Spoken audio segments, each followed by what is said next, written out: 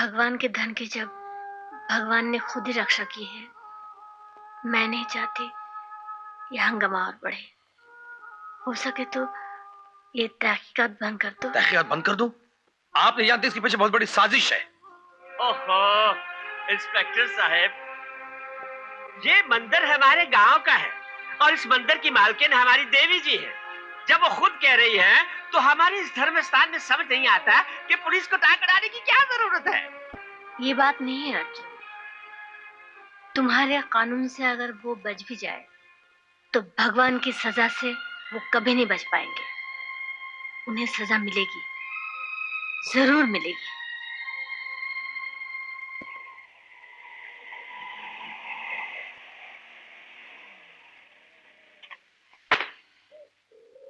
रामू दादा यहाँ?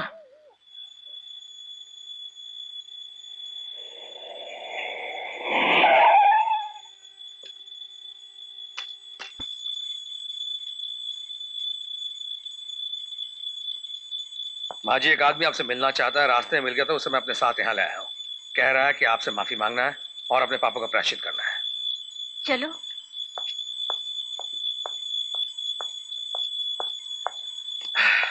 बाबा, बाबा,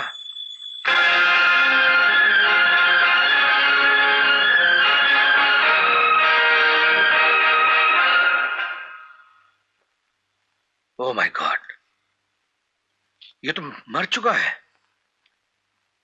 आप इसे जानती हैं माँ जी? हाँ, ये एक ब्राह्मण संतान है। कोई ब्राह्मण बुलाकर इनका अंतिम संस्कार कर दो। अंतिम संस्कार? अग्निमीरे पुरोहितम यज्ञस्य देवमृतजम होतारम रत्नधातमम ओम सनः पितेवम अग्ने संवायते भवतस्तु देवते प्रतिवर्णः स्वस्ति। ठहरी पंडित जी, बाप की तरफ इन्होंने मुझे पाल पोस कर बड़ा किया था। मुखाग्नि मैं ही कर देता हूँ। बाबा, तुम्हारी बड़ी तमन्ना थी ना, देवीपुर के मंदिर की दौलत लुटोगे। आज देवीपुर में तुम्हारी चिता सज गई।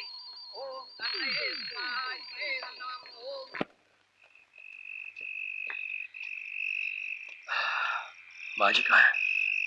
आप लोगों के जाने के बाद बुआ जी ने कुछ नहीं कहा, अपने आप को कमरे में बंद कर लिया। मुझे कहा आप लोग आ जाए तो खबर कर दूं।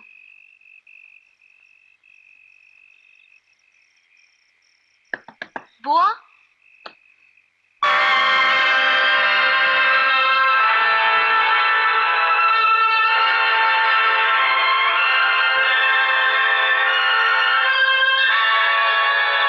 वो मेरे पति थे और उस दिन गोस्वामी के भेष में इस मंदिर की दौलत को लूटने भी वही आए थे। ये आप क्या कर रही माँ जी? ये सच है।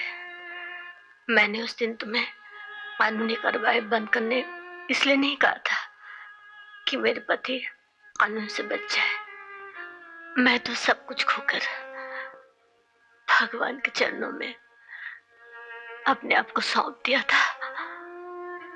मैं आजमाना चाहती थी कि भगवान का दिया हुआ वचन कि धर्म की रक्षा के लिए, पाप और पापियों के विनाश के लिए जब भी जरूरत होगी वो इस धरती पर प्रकट होंगे। क्या एक छोटा दिलासा था? नहीं अर्जुन, वो प्रकट हुए, इसी मंदिर में प्रकट हुए। एक अधर्मी को सजा देने के लिए पत्थर का रूप लेकर वो पापी के सर पर पहाड़ की तरह टूट पड़े।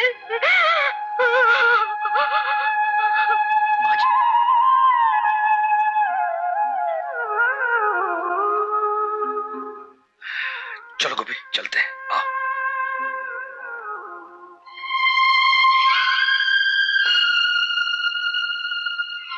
तुम नहीं गए? मुझे कुछ और भी जानना है। जिसे हम भुलाना चाहते हैं उसे याद दिलाकर तुम्हें क्या मिलेगा? आप अगर भुलाना भी चाहें तो ये मैं कैसे भूल सकता हूं कि ये वही आदमी थे जो मेरा हाथ पकड़कर पाप की दुनिया में ले गए थे। क्या? उन्होंने ही मुझे सिखाया था कि जीने के लिए दौलत चाहिए, सच्चाई धर्म का कोई मोल नहीं। दौलत हासिल करने के लिए चोर बनो, डाकू बनो, चाहे कुछ भी बनो। ताज्जुब की बात है, एक दिन सच्चाई और धर्म की खातिर ही उन्होंने कितनी सारी दौलत को ठुकरा दिया था। क्या? हाँ, जो कुछ मैं जानती हूँ मैंने अपने पिताजी से सुना। मेरे पिताजी की तरह रामनाथ शास्त्री भी एक जमींदार घराने के कुल देवता के मंदिर के पुजारी थे। जमींदार के इकलौते बेटे के हाथों एक कुंवारी गर्भवती कन्या का खून हो गया। कानून से बचने का सिर्फ एक ही तरीका था, परम धार्मिक रामनाथ शास्त्री की गवाही। सिर्फ आप ही बचा सकते हैं मेरे बेटे को। अगर आप अदालत में ये गवाही दे दे कि उस रात कुंदन आपके साथ था मंदिर में। नहीं नहीं ठाकुर साहब, मैं वैष्णव हूँ, भगवान श्री कृष्ण का पुजारी हूँ। गीता की सौगंध खाकर इतना बड़ा झूठ मैं कैसे कह सकता हूँ?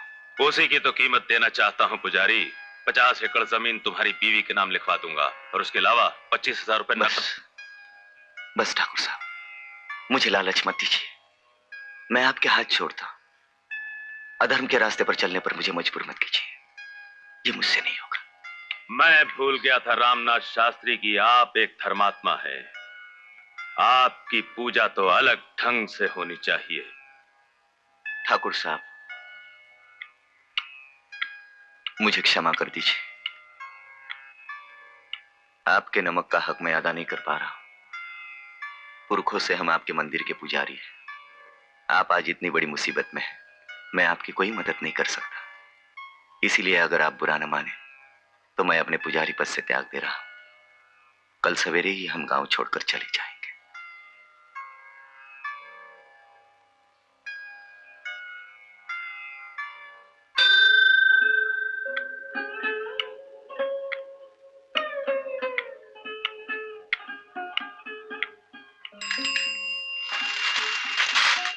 खैरिए शास्त्री जी। क्या बात है इंस्पेक्टर साहब? माफ कीजिएगा शास्त्री जी, हमें आपके सामान की तलाशी लेनी है। तलाशी? हाँ, आप पर भगवान के गहने चुराने का इल्जाम है। आप जानते हैं किसे क्या कह रहे हैं? मैं मजबूर हूँ शास्त्री जी, कानून का नौकर हूं ना। हाँ, मैं तो भूल ही गया था। आप शौक से तलाशी ले सकते हैं, मेरा तो सब कुछ खुला पड़ा है। और जानते हो, जब तलाशी ली गई तो उनके बक्से में भगवान के गहने मिले। जिस अदालत में रामनाथ शास्त्री की गवाही पर एक खूनी बेगुनाह साबित हो सकता था, उसी अदालत में चोरी के इल्जाम में उन्हें 1 साल की सजा हो गई। वहीं पर बुआ जी का बेटा भी हो गया। पिता बुआ को लेकर यहाँ चले आए। वो गुजरने का गम भी बुआ पी गई। सिर्फ एक आस, एक उम्मीद लेकर वो जीती रही कि 1 साल बाद वो अपने धर्मात्मा पति से मिलेगी। और जब वो दिन आया। आ रहा है गंगा बहन, रामनाथ शास्त्री आ रहा है।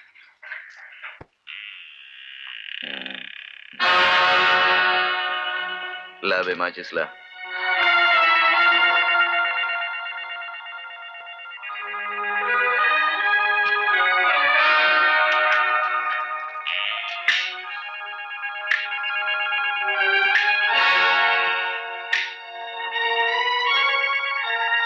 लगता है बेटे का गम खाए जा रहा है। अरे फिक्र मत कर, मैं तो जिंदा हूँ। रामनाथ, ये क्या हो गया तुम्हें? ये क्या हुलिया बना रखा है? दाढ़ी मुड़वा दी, बाल कटवा कर फेंक दिए। देख शास्त्री, मैंने तो अपना जनेऊ भी निकाल कर फेंक दिया। ऐसे हैरानी से क्या देख रही हो गंगा? 1 साल में मैं एक नई दुनिया देखकर आया। वहां के लोगों के सर पर इंसानियत, सच्चाई, धर्म का भूत सवार नहीं होता। पता चला कैसे जीना चाहिए। चल हम उसी तरह जिएंगे। चल। रामनाथ, इंसान को गिरते हुए तो देखा था, लेकिन तुम जैसे विद्वान और ज्ञानी को ये मैं सपने में भी नहीं सोच सकता था। तुम्हारा ये नया अंदाज तुम्हें ही मुबारक हो।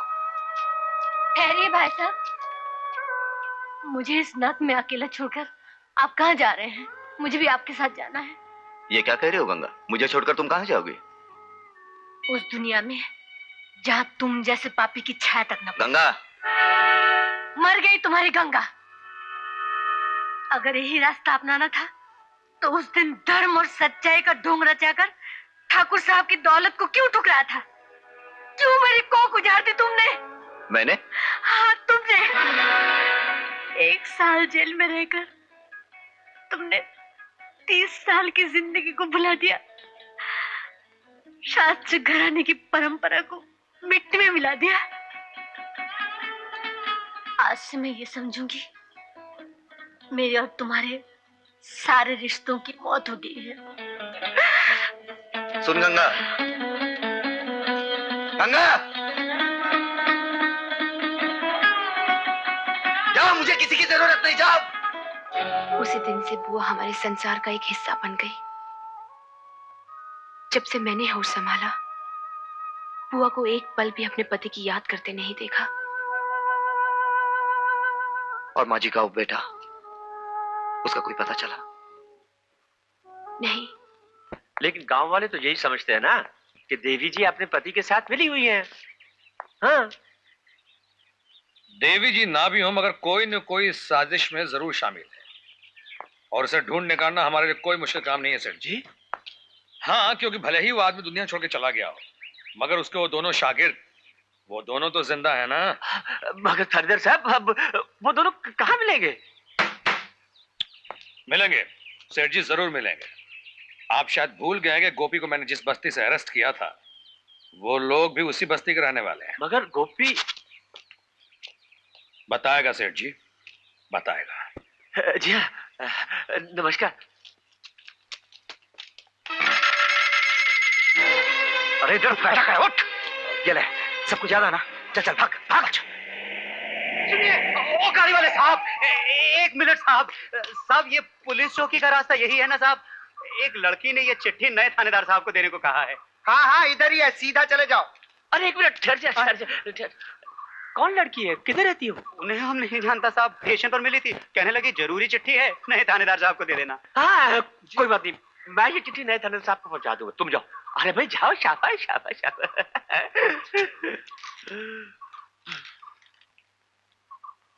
प्रणाम थानेदार साहब, आपसे मिलना बहुत जरूरी है।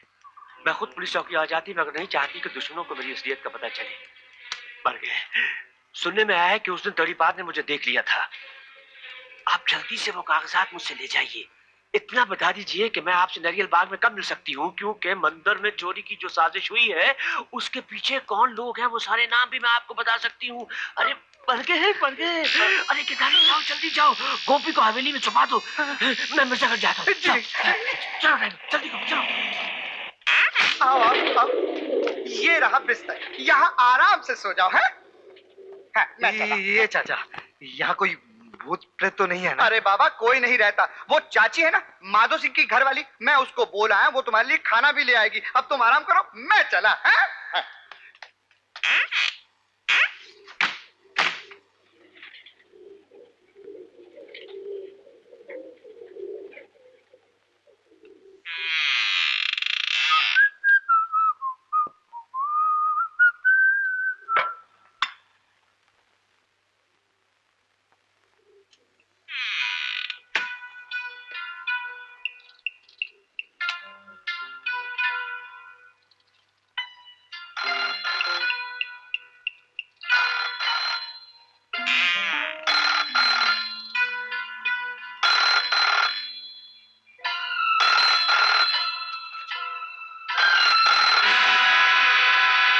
हेलो मेरी जी मालिक। क्या करना है अच्छी तरह से समझ गई ना? क्यों नहीं, आपके हुक्म पर मैं जान भी दे दूंगी हुजूर। देना नहीं सुंदरी, जान लेना है। ये तो बहुत आसान काम है हुजूर। लगता है दयाल सेठ आ गए हैं।